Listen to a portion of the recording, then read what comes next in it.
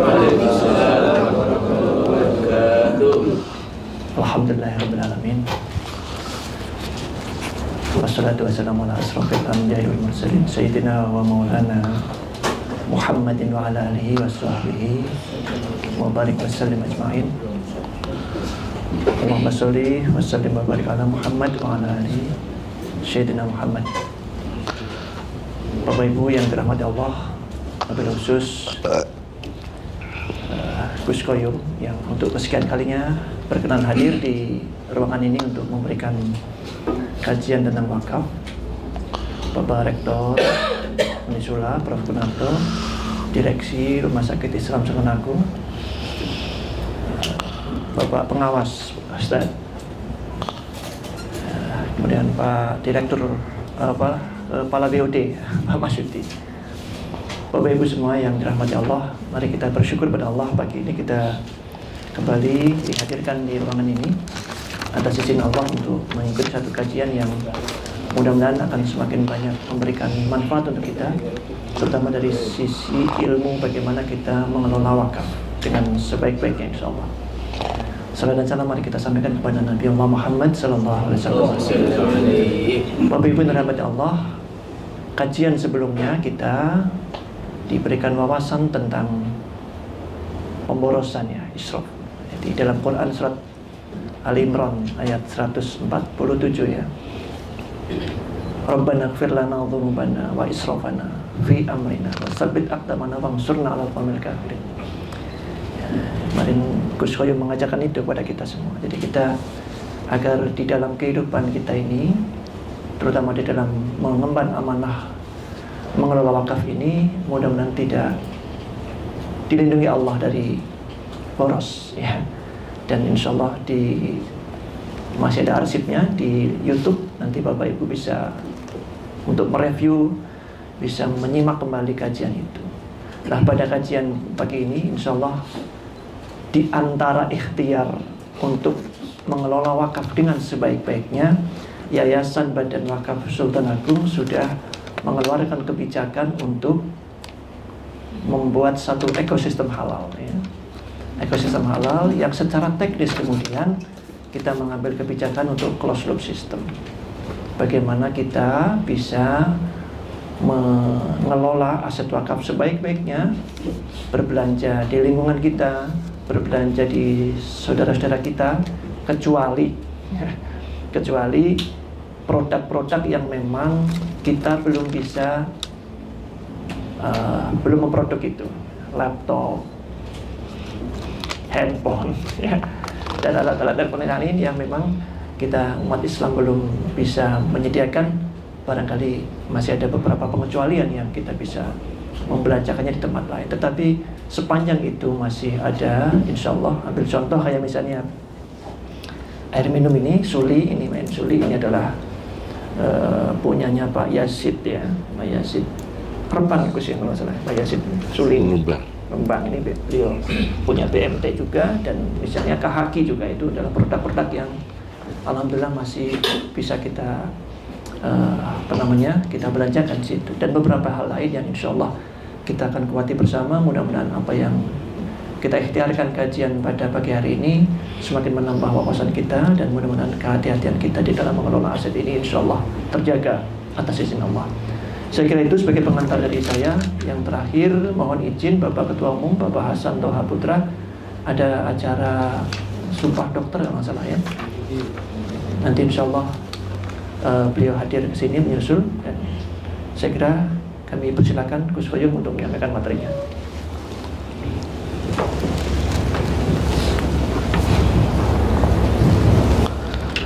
Assalamualaikum warahmatullahi wabarakatuh. Bismillahirrahmanirrahim. Hamdanillah, salatan wassalaman ala Sayyidina Muhammad ibn Abdillah Rasulillah wa ala alihi wa sahbihi wa man tabi'ahu da'ama ba'd. Yang kami hormati Bapak Rektor Profesor Kunarto, Bapak Direktur RSI Sultan Agung, hadirin hadirat yang diberkahi Allah Subhanahu wa taala. Dalam pagi ini tema yang akan kita bahas yaitu intinya memihak pada produk muslim. Pertama, kami akan menyampaikan ekonomi yang direkomendasi oleh Nabi Sallallahu Alaihi Wasallam. Pertama adalah sektor ziraah, pertanian, di mana sektor pertanian ini digambarkan oleh seorang pakar hukum Islam Al-Mawardi di dalam kitabnya Adabud Dunya Waddin. Sektor pertanian ini memproduksi hasil-hasil pertanian kebutuhan pokok penduduk di muka bumi. Perkotaan, desa, semua membutuhkan hasil dari produk sektor pertanian. Bahkan Al-Quran sendiri ketika memberikan tamsil orang yang bersedekah yang pahalanya dilipat gandakan, Al-Quran bicara dengan contoh pertanian.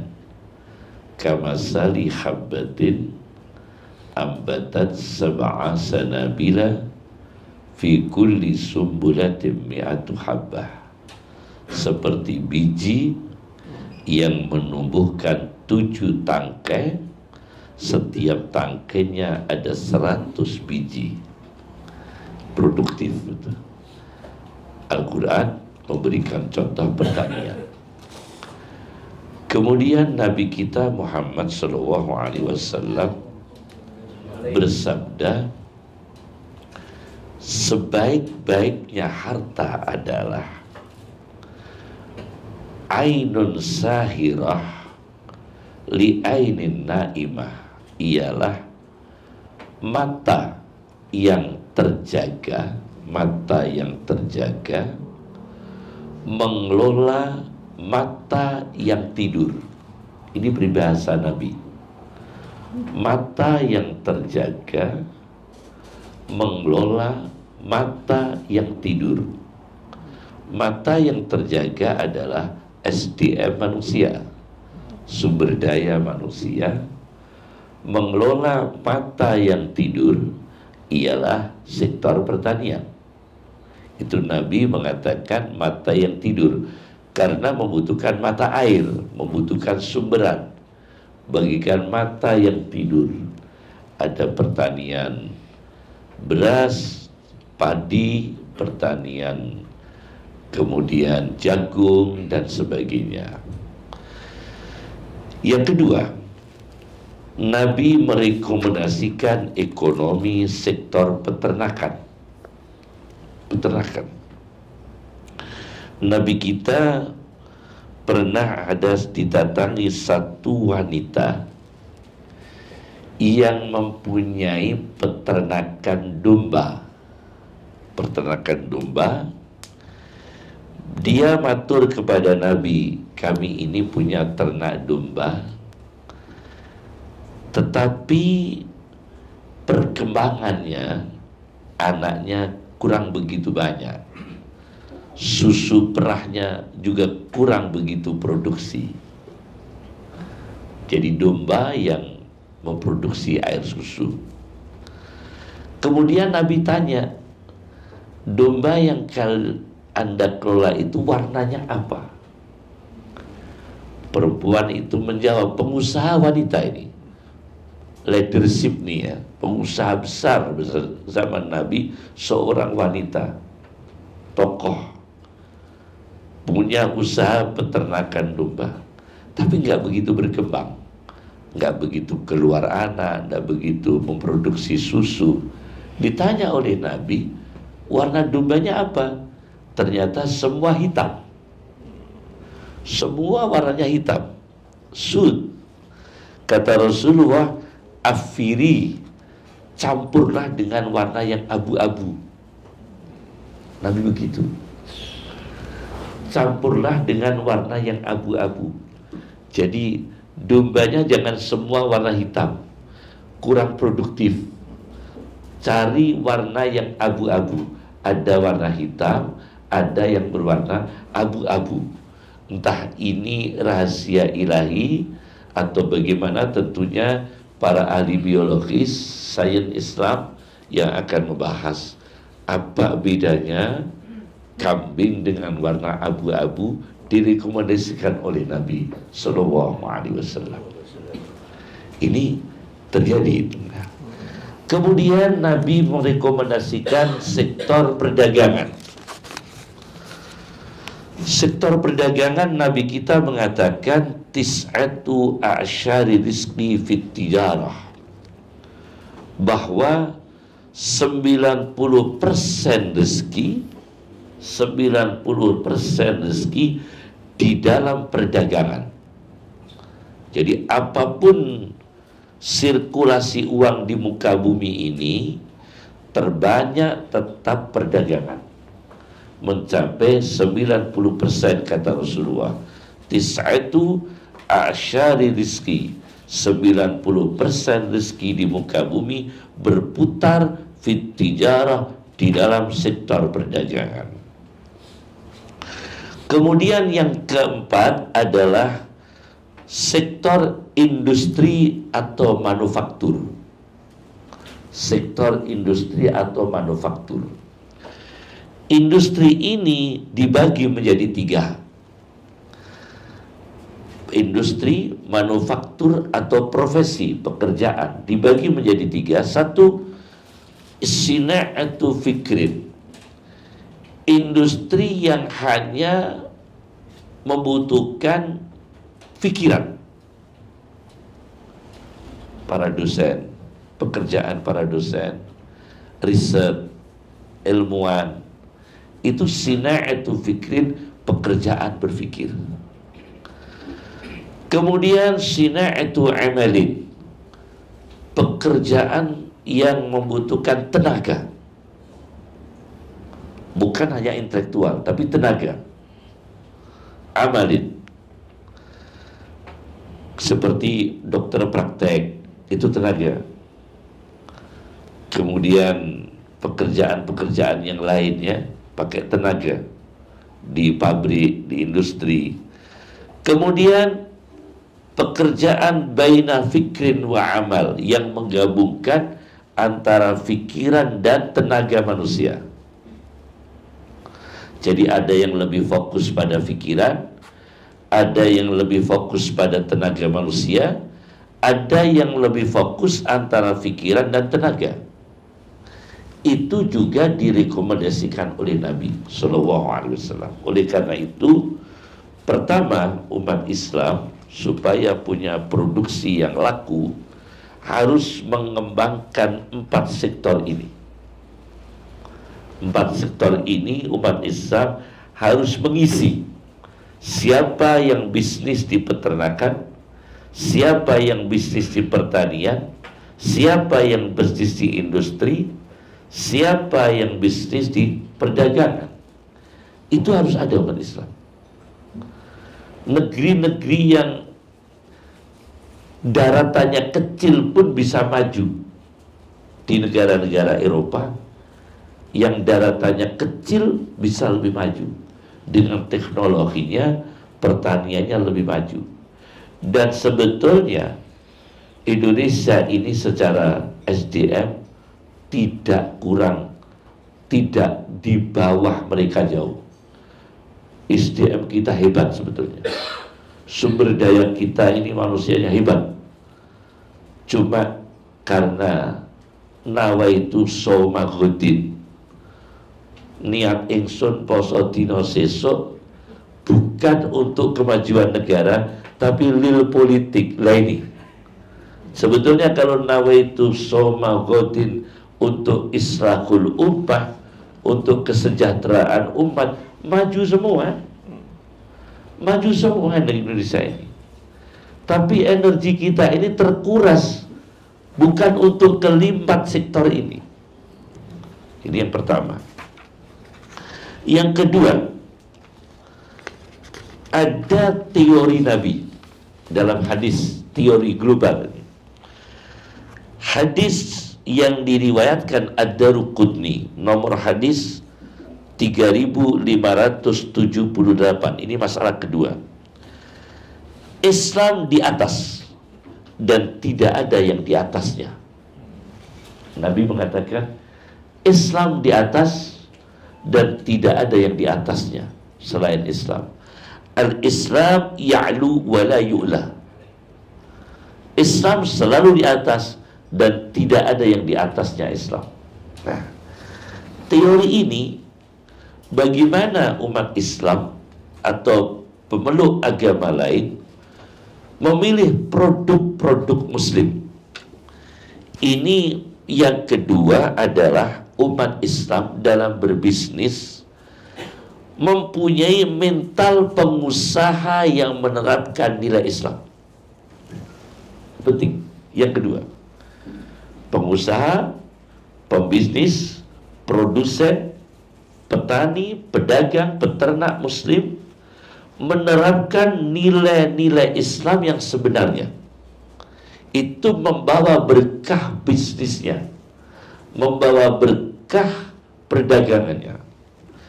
Ada satu buku berjudul Nasihatut Tujar, konseling para pebisnis.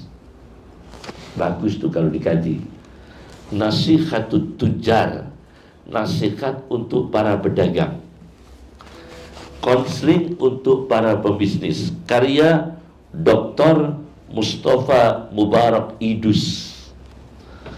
Di sini ada nilai-nilai Islam dalam berbisnis supaya produk Muslim ini laku. Apa yang harus dilakukan oleh produsen Muslim? Nilai-nilai Islamnya. Apa yang dilakukan oleh pengusaha Muslim? Nilai-nilai Islamnya. Di antaranya, A, tidak mudah bersumpah dan tidak berbohong dalam periklanan. Nah, ini tidak mudah bersumpah, tidak berbohong di dalam iklan. Nyuwun sewu lho. Iklan itu rata-rata bohong. Lah masa diobati kok langsung sembuh? Ya kan, dia minum pil pusing, detik berapa sembuh, besok ditayangkan lagi sakit lagi. Iklan, ada artis pakai sabun, sabunnya harga 2.500. Tidak mungkin artis itu mau sabun harga 2.500. Dia kan bohong, dia sendiri tidak pakai sabun itu. Artis sampo, pakai sampo, harganya 200 rupiah. Apa mungkin artis secantik itu pakai sampo yang harga 200 rupiah? Ini kan iklan bohong sebetulnya. Islam tidak boleh melarang sumpah dan melarang periklanan yang bohong. Nabi kita Muhammad SAW mengatakan 3 orang yang dibenci oleh Allah, di antaranya at-tajir, al-bayya', pedagang yang mengiklan-iklannya dagangannya, al-halaf yang suka sumpah. Itu satu. A itu ya. B, jujur di dalam berbisnis, nilai Islam, supaya produk Muslim ini laku. Kadang-kadang orang Muslim ini pertama launching itu produknya bagus, warungnya itu launching pertama, subhanallah, 1 kilo daging dengan 1 on tepung, itu launching pertama. Restoran Muslim, 1 kilo daging, 1 on tepung bakso ini. Tapi nanti hari ke-8 9 on tepung, 1 on daging, terbalik. Sudah gak jujur. Ini umat Islam kadang produknya tidak laku karena dia tidak menjaga kejujuran dalam memproduksi, dalam mengeluarkan hasil dari dagangannya itu. Maka Rasulullah SAW bersabda, at-tajirus saduq, pedagang yang jujur, al-aminu, yang bisa dipercaya, ma'an nabiyyin, besok akan dikumpulkan bersama para nabi, was-siddiqin, bersama orang-orang yang sangat jujur, was-syuhada, bersama orang-orang yang mati syahid. B. Yang C, nilai Islam berbisnis ini ya, umat Islam dalam berbisnis. C, menghindari riba, baik sebagai apa itu yang menghutangi kreditor atau debitor, baik yang menghutangi atau yang dihutani. Hindari riba. Ini memang termasuk usaha-usaha umat Islam ya. Sekarang umat Islam selalu berusaha bagaimana bisnis menghindari riba. Karena begini, secara logika, ada orang Islam meminjam uang dengan sistem riba untuk berbisnis. Dia berhasil. Tapi di balik keberhasilan itu, lembaga riba itu telah merugikan banyak umat Islam. Berapa rumah orang muslim yang disita oleh lembaga itu? Mohon maaf. Berapa rumah-rumah orang muslim yang hutangnya itu cuma 100 juta, rumahnya senilai 200 juta disita karena tidak bisa nutut bunganya. Disita rumahnya, disita tanahnya, disita aset-asetnya, padahal tidak sebanding dengan hutangnya. Kemudian kita hutang di lembaga itu, di institusi itu, kita sukses. Tapi di balik kesuksesan kita ini, penderitaan orang lain. Itu secara naluri, secara empati sudah tidak cocok dengan psikologis Islam. Ya. Maka yang ketiga ini, yang C, berbisnis berkah, hindari riba. D, dalam mengelola bisnis umat Islam, ini lebih sulit ini ya, mencari bendahara yang amanah. Kalau di warung, restoran, kasirnya yang amanah, manajernya yang amanah dalam mengelola bisnis. Banyak umat Islam sukses tapi pemalas. Dia punya modal tapi pemalas. Akhirnya dia mempercayakan kepada orang lain, industrinya kalang kabut karena mempercayakan pada orang lain, dan orang lain itu kemudian tidak bisa dipercaya. Maka dibutuhkan bendahara keuangan yang amanah. Itu Rasulullah. Semua hadis nanti ini pakai hadis sahih semua.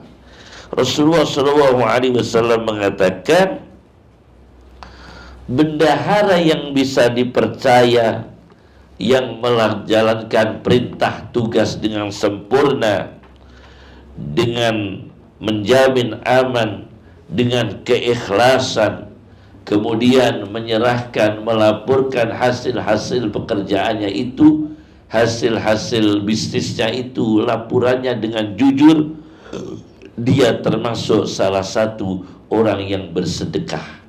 Pahalanya bendahara itu sama dengan orang yang bersedekah karena menjalankan tugas dengan sebaik-baiknya.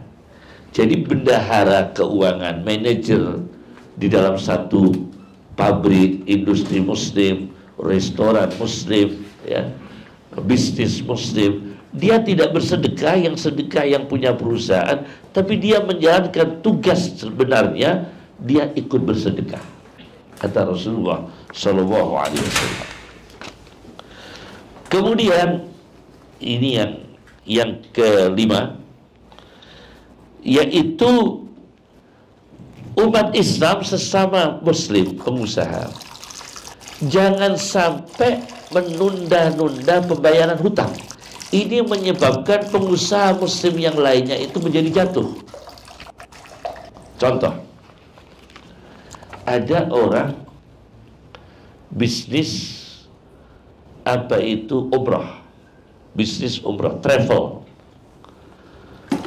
umrah ini dia hutang dengan pengusaha yang apa itu pengusaha muslim, sesama muslim, untuk dipakai sebagai modal bisnis umrah.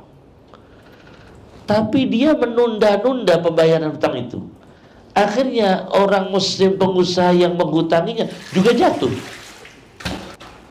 Dia sukses menyebabkan jatuhnya pengusaha yang lain. Ini banyak terjadi di kalangan umat Islam. Jadi umat Islam kaya, A, kaya raya, menghutangi pada B. Kemudian B sukses, A-nya jatuh. B dihutangi C, C sukses, B-nya jatuh. Terus begitu.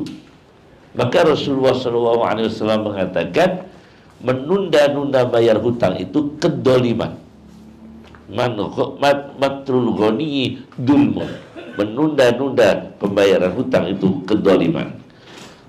Yang keenam, produk muslim jangan ada unsur menipu. Produk muslim ini, man khosya falaysa minna, kata Rasulullah, barang siapa yang menipu bukan golonganku. Inilah diantara tentunya label halal itu utama. Produk muslim yang label halal utama itu diantaranya nilai-nilai penerapan nilai-nilai Islam. Kemudian ini yang ketiga, masalah yang kemudian tadi itu yang keberapa tadi? Kedua, enggak, masalah yang berapa tadi? Sekarang ketiga ya. Yang ketiga adalah bisnis muslim. Karena kita orang beragama Islam, ternyata ada unsur spiritualnya. Bisnis muslim dan unsur spiritual dalam berbisnis. Dungo itu tetap penting, Pak. Barokah itu tetap penting. Jadi muslim berbisnis tetap ada unsur spiritualnya. Ini saya baca di dalam hadis Nabi Sallallahu Alaihi Wasallam, riwayat Sahih Bukhari, nomor hadis 2272. Ada seorang yang punya buruh. Ingat kan kita cerita itu 3 orang yang masuk di dalam gua, guanya tertutup batu besar. Ingat ya cerita Rasulullah ya, masuk di dalam gua, kemudian guanya itu tertutup oleh batu besar dan tidak bisa keluar. Nah, satu di antara mereka yang tidak bisa keluar itu, guanya tertutup batu dan bisa keluar, masing-masing berdoa kepada Allah dan akhirnya dibukakan oleh Allah. Yang ketiga itu berdoa, ya Allah, kami ini punya buruh, punya karyawan, gajinya saya kasihkan dan diterima.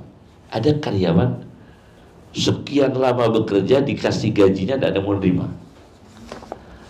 Akhirnya oleh majikan itu gaji tersebut dikembangkan,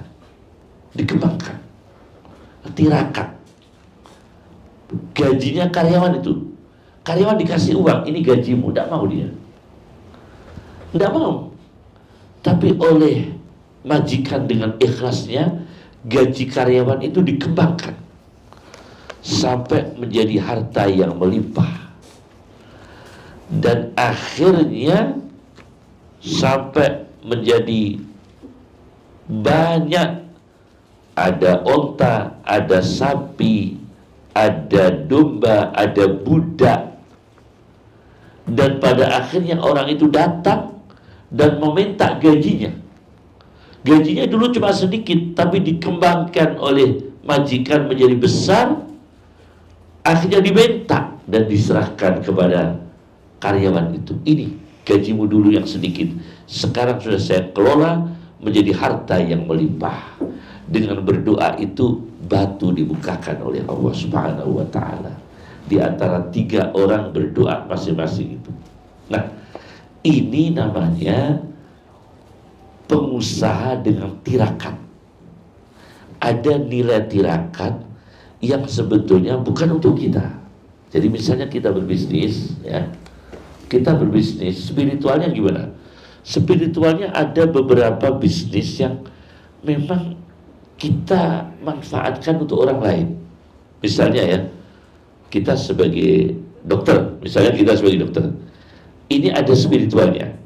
Gaji saya yang sekian persen untuk masjid, gaji saya yang 1% untuk fakir miskin. Itu termasuk pengamalan spiritual. Kita sebagai profesor, kita sebagai ilmuwan, rezeki saya tiap bulan yang sekian persen saya pakai untuk tirakat untuk fakir miskin, tirakat untuk orang dhaif. Itu pengamalan spiritual yang luar biasa. Dan Nabi kita sendiri merekomendasikan satu kisah karomah seorang wali yang pengusaha pertanian, di mana ada awan mendung bergolak di udara, ada suara. Awan mendung itu ada suaranya. Hadis sahih ini, Rawahul Bukhari. Hai awan mendung, siramilah perkebunannya Pak Fulan. Awan mendung itu ada suaranya. Hei awan mendung, datangilah perkebunannya Pak Fulan, sirami perkebunannya. Akhirnya awan mendung itu berjalan menuju tempatnya Bapak Fulan itu, perkebunannya itu, tidak ke tempat lain. Luar biasa ini. Akhirnya awan mendung itu menghujani, membawa berkah pertanian Bapak Fulan itu. Kemudian orang yang mendengar bertanya kepada petani tersebut, apa rahasianya? Ternyata rahasianya adalah dia membagi hasil pertaniannya menjadi 3. 1/3 untuk sedekah, 1/3 dikembalikan modal lagi, 1/3 untuk kebutuhan dia sekeluarga, kebutuhan hidup. Jadi 1/3 disedekahkan, 1/3 untuk dikembalikan modal pertanian, 1/3 untuk biaya hidup sekeluarga. Ini termasuk spiritual berbisnis.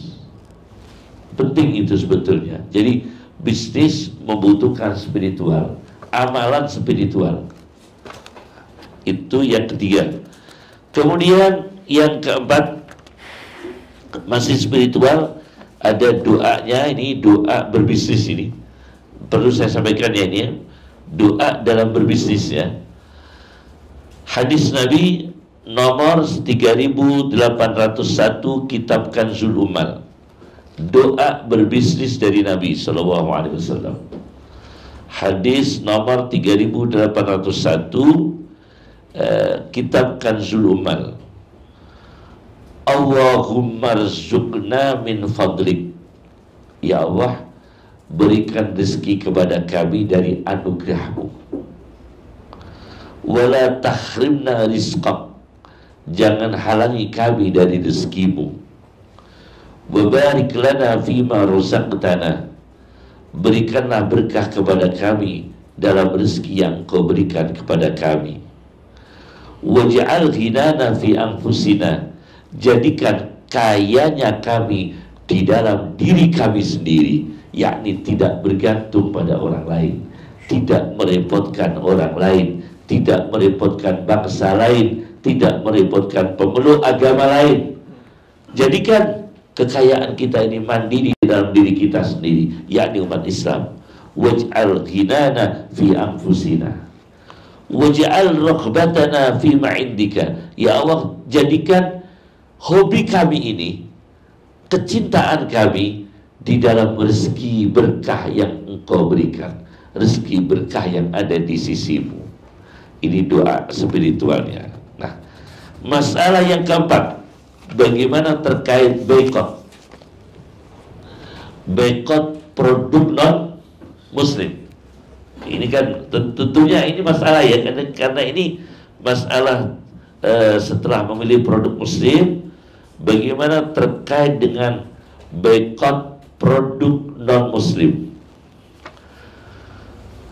Ada mufti besar di Qatar, Profesor Dr. Yusuf Qaradawi, yang punya kitab Fatwa Mu'asirah, fatwa-fatwa kontemporer, membahas tentang boikot.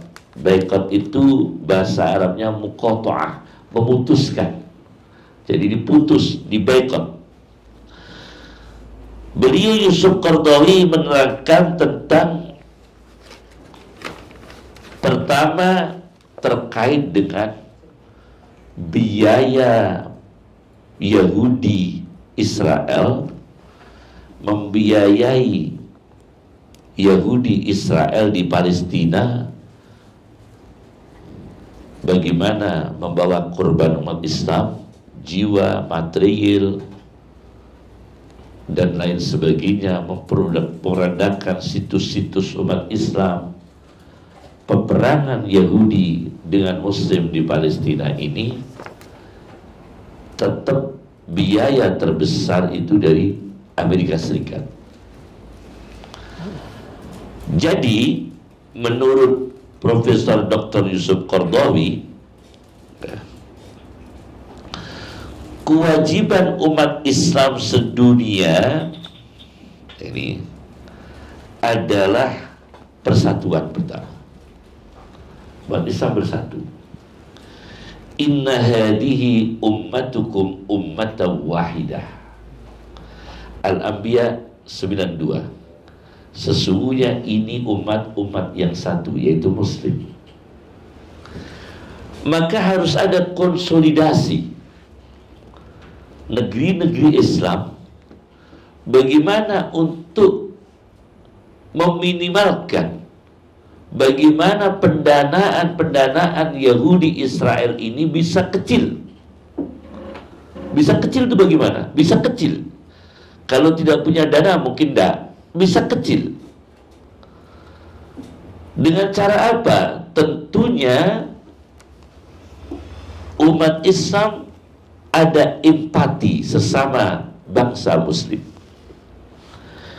Nabi kita menjelaskan, al-muslim akhul muslim, la yadrimuhu wa la yakhduluh. Muslim saudara Muslim, pengusaha Muslim saudara pengusaha Muslim, jutawan Muslim saudara jutawan Muslim. Tidak boleh menganiaya, tidak boleh mengabaikan, menterlantarkan, tidak boleh. Jadi pengusaha Muslim tidak boleh menterlantarkan pengusaha Muslim yang lain. Nah, apakah ada jiwa seperti ini? Perhatian pengusaha Muslim menolong pengusaha Muslim yang perusahaannya sedang sakit. Itu harus ada. Jadi di negara seluruh dunia, umat Islam harus berpikir bagaimana pengusaha-pengusaha Muslim ini konsolidasi kerjasama dengan baik, berpikir untuk menolong sesama pengusaha, saling menyempurnakan, saling melengkapi, untuk meminimalkan gerakan mereka dalam rangka bagaimana menghadapi Yahudi Israel. Seperti diantaranya membackup, muqata'ah produk-produk dari Amerika. Di antaranya ini yang mengusulkan Profesor Dr. Yusuf Qaradawi, membackup. Karena apa? Kita sendiri tahu pernah diterapkan ketika Inggris menjajah India. Bagaimana Gandhi mengajak bangsa India untuk memboikot semua produk Inggris. Itu kan Gandhi. Jadi bangsa India dijajah oleh Inggris dan Gandhi menyerukan memboikot produk Inggris. Bangsa India ini ditanamkan untuk memboikot produk Inggris. Akhirnya kebijakan ini membawa pengaruh besar membebaskan India dari penjajahan Inggris. Pernah berhasil. Ini pernah berhasil masalahnya. Cuma ini ada masalah teologisnya kan. Kalau Yahudi Israel dengan kita ini kan ada masalah teologisnya, yaitu perang yang tidak akan selesai sampai hari kiamat. Sampai menjelang kiamat, perang antara Yahudi dengan Islam itu tidak akan selesai. Tidak akan selesai. Jadi boikot itu ya tidak terus maksimal. Mungkin di negara-negara lain seperti yang Muslim minoritas yang teraniaya. Muslim minoritas yang teraniaya. Bagaimana? Muslim dianiaya, dibantai, diancam, diintimidasi, diperkosa dan sebagainya. Boikot produk negara itu. Jangan masuk di negara-negara Muslim. Memboikot itu ada keuntungan politik bagi umat Islam, juga ada keuntungan ekonomi bagi umat Islam. Ini juga termasuk usaha yang disebut dengan bagaimana prospek produk Muslim ke depan. Ya. Nah, boikot ini pernah ada pada zaman Nabi SAW. Saya temukan hadis dalil boikot. Dalil boikotnya itu ada dalam satu hadis karya Ibnu Hisham di dalam kitabnya Sirah Ibnu Hisham, yaitu ada boikot yang pernah dilakukan, yaitu di sini dijelaskan tidak boleh ada peristiwa di mana fiddin yang dilakukan oleh orang bernama Sumamah bin Asal. Ada orang bernama Sumamah bin Asal, ya, Sumamah bin Asal. Dia mengatakan kepada satu suku bangsa, wallahi la tasilu ilaikum habbatun minal yamamah. Demi Allah, tidak akan ada pengiriman biji, satu biji saja pertanian, hasil pertanian pada kalian orang-orang musyrik dari daerah Yamamah. Tidak akan dikirim hasil pertanian pada kalian. Jadi dibekot, jangan sampai masuk ke sana. Hatta ya'zana fiha Rasulullah, sehingga diizinkan Nabi. Ini bekot, kita tidak mau ekspor pada negara yang memusuhi Islam, yang membutuhkan produk kita. Itu juga termasuk bekot. Jadi kita tidak mau ekspor ke sana, meskipun sana membutuhkan kita.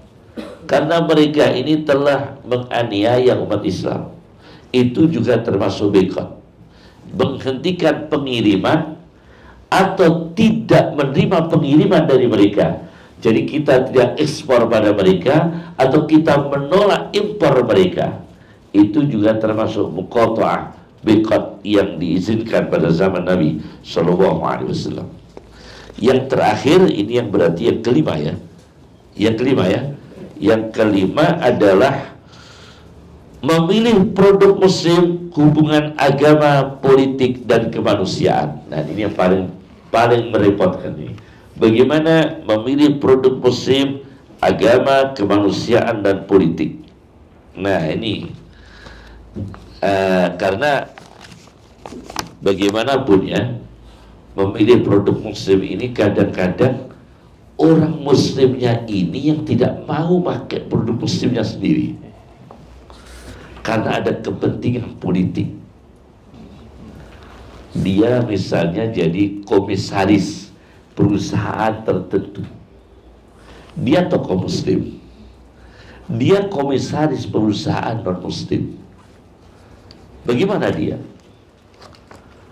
Kalau secara ideologi dia tentu ingin memajukan produk muslim, tapi secara materi karena dia komisaris di perusahaan itu, maka dia ingin bagaimana perusahaan itu maju, padahal notabene perusahaan ini perusahaan non muslim. Komisarisnya muslim, direktur utamanya muslim, manajernya muslim, marketingnya muslim. Ini yang menjadi persoalan. Jadi ini terkait kemanusiaan, kemudian belum terkait dengan politik, karena dikutip oleh dalam satu buku bernama A'malul Kafir.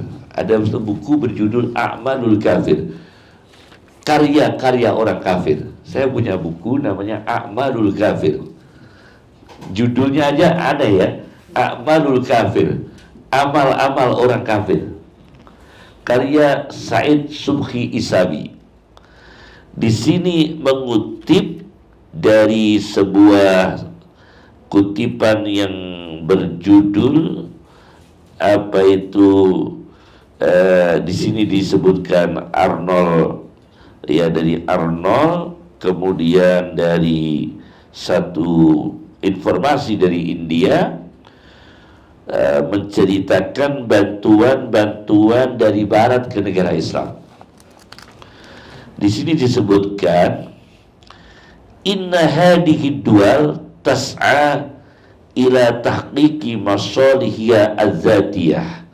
Sesungguhnya negara-negara maju Eropa Barat ketika membantu negara muslim itu sebetulnya untuk kepentingan mereka, masalihiyya az-zatiyah, ila tahqiqi masalihiyya az-zatiyah, untuk mewujudkan kepentingan mereka. Wala sya'na laha bimasalihil buldan an-namiyah, dan sama sekali tidak ada kepentingan untuk kemaslahatan negara berkembang sama sekali. Ini yang perlu diketahui. Jadi sebetulnya untuk keuntungan mereka sendiri, bukan untuk membimbing negara-negara berkembang. Seperti negara berkembang dikasih hutang terus, kemudian negara berkembang ini uang itu dipakai politik terus. Akhirnya negara berkembang ini menjadi negara yang debitor ya, hutang terus. Yang ngutangi negara-negara maju disuruh uang ini bukan untuk memproduksi pertanian, bukan untuk kemajuan teknologi, bukan untuk kemajuan kedokteran, tapi untuk pesta politik terus. Akhirnya habis uang itu.